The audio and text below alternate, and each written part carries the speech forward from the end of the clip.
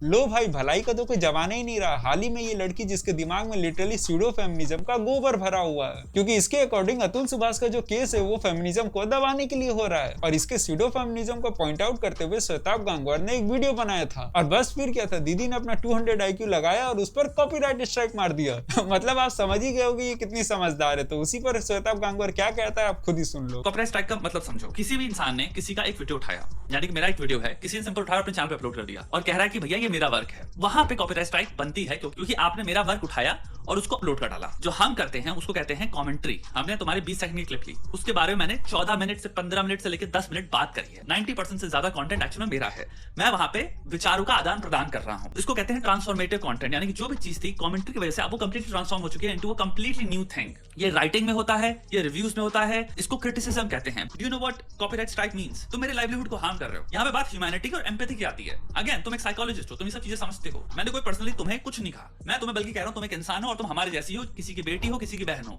मैं इतनी एम्पैथी प्रदान कर रहा हूं, तुम्हें तुम्हारा कंटेंट का एक रिव्यू पसंद नहीं आया, तुम डिसाइड करो मैं इस इंसान की करियर, इसके लाइवलीहुड पे हार्म करूंगी। Don't you think that's too extreme? आप मेरे पे फाइल करोगे, 40 यूट्यूबर और वीडियो बनाएंगे अब इस पे, तो तुम जो चाह रहे हो वो उसका एक रिपल इफेक्ट क्रिएट हो जाएगा और बड़े सारे यूट्यूबर आ जाएंगे। लो यूट्यूब पे एक इंसान को मुंह बंद करोगे, 400 लोग के मुंह खुलते हैं। भाई वो टॉपिक खत्म हो गया, लोग उससे आगे बढ़ रहे हैं। तुम्हारा एक अच्छा खासा करियर है, तुम्हारे पास कुछ ख्याल है शेयर करने को, तुम्हें अवेयरनेस बेस्ड एजुकेशनल कंटेंट बनाना है, बनाओ। Best of luck to you. दूसरे की वॉइस को साइलेंस करने की क्यों नीड आ रही है आपके अंदर? तो भाई ये हनी सिंह वर्सेस बादशाह के बीच का जो कलेश है वो खत्म ही नहीं हो रहा। दरअसल हाल ही में एक क्रिएटर बादशाह की बुराई कर देता है और उस पर हनी सिंह लाइक कर देता है, और फिर जो हुआ आप खुद ही सुन लो। तो गाइस रिसेंटली मैंने ना एक रील बनाई थी अभी बादशाह के ऊपर, उसमें क्या हुआ, हनी सिंह ने भी लाइक करी है वो। मैंने ये बोला था कि बादशाह इंडियन आइडल का जज बनने लायक नहीं। उसके बाद भाई बादशाह के इतने सारे फैंस आ गए, भाई मेरे को डीएम में कमेंट सेक्शन में इतनी गंदी गंदी गालियां लिखने शुरू कर दी। जब हनी बाजी ने लाइक करी फिर हनी सिंह वाले फैंस भी आ गए। बट अब मेरे को क्योंकि इतनी सारी गालियां पड़ रही है तो मैं बादशाह के फैंस जितने भी हैं उनसे हाथ जोड़ के माफी मांगता हूँ कि आप बादशाह के फैंस हो, और मैं हाथ जोड़ के भी माफी मांगता हूँ। मैंने बोला कि वो इंडियन आइडल का जज बनने लायक नहीं है, वो सिंगर बनने ही लायक नहीं है वो। जी हाँ, मैं ये बोलना चाहता हूँ कि नहीं हो पाएगा आपसे। खैर अगली अपडेट आने से पहले मैं बता दूं कि हम लोग 70 सब्सक्राइबर के बहुत ही करीब है, तो हमें सब्सक्राइब कर ले। खैर अगली अपडेट आ रही है राजवीर सिसोदिया से। तो हाल ही में एक पियक्कड़ उसकी गाड़ी से लड़ जाता है, जिस पर भाई उसको पीट देता है। और बस फिर क्या था, सारे क्रिएटर कह रहे थे कि जानबूझकर ये बिग बॉस में जाने के लिए ये सब कर रहा है। तो उसी पर राजवीर क्या कहता है आप खुद ही सुन लो। तो भाई मैं तो अपनी इच्छा से नहीं जा रहा 2 बार से। जिन लोगों को ये कह रही है टटपुंजी है, जैसे वो पुनीत सुपरस्टार ने वीडियो बनाई 300 रुपए का आदमी लिया उसे पीट दे, हरकतें कर रहा है बिग बॉस में जाने के लिए, भाई जरूरत नहीं है। जब जाना होगा शेर की तरह जाऊंगा, शेर की तरह आऊंगा, नहीं जाना होगा तो नहीं जाऊंगा। मैं मेरी जिंदगी इसी तरीके से जीते आया हूं और इसी तरीके से आगे तक जीऊंगा। मुझे इस बात से फर्क नहीं पड़ता कि मेरे सोशल मीडिया पे कितने फॉलोअर हैं या आज की डेट में मैं क्या हूं। जो मैं कल था वही आज हूं और वही मैं कल रहूंगा। जो काम करना होगा अपनी शर्तों पे करूंगा, जाना होगा जाऊंगा, नहीं जाना होगा नहीं जाऊंगा। अब ये थोड़ी कोई मेरे सामने कुछ भी बदतमीजी कर रहा हूं मैं उसको चुपचाप हाथ बांध के बैठा रहूं, मैं देखता रहूं, नहीं हो सकता भाई। तो ये जो चीजें हैं ये बिग बॉस से कोई लेना देना नहीं है। 2-3 बार पहले भी ऑफर आ चुका है, पहले भी कॉल आ चुका है। नहीं भाई, जब नहीं जाना तो नहीं जाना, जब जाऊंगा तो जाऊंगा, बता के जाऊंगा, कोई लोड नहीं है। ठीक है, तो ये इस चीज़ की सारी भाई सिनेरियो था और थैंक यू सो मच।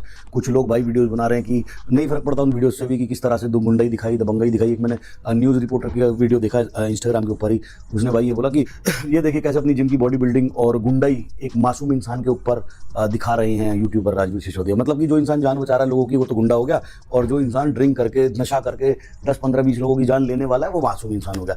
तो भाई ऐसा है कि इनको भी मैं एक छोटा सा जवाब ये देना चाहूँगा कि भगवान ना करे ज़िंदगी में ऐसा समय आए कि कोई नशा करके, मैं रिपोर्टर की बात कर रहा हूँ इनकी, कि कोई नशा करके तुम्हारे फादर के ऊपर या तुम्हारे भाई के ऊपर या तुम्हारे ऊपर गाड़ी चढ़ाए।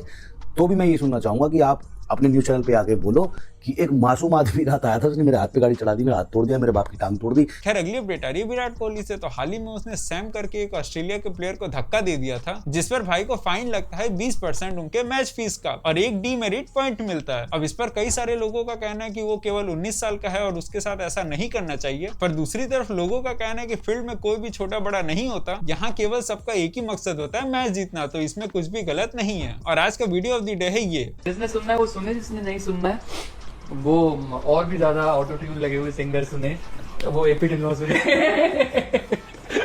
100 की स्पीड पे ऑटो ट्यून सुने लाइव पे भी। अरे रुको, लाइक और सब्सक्राइब करके जाना।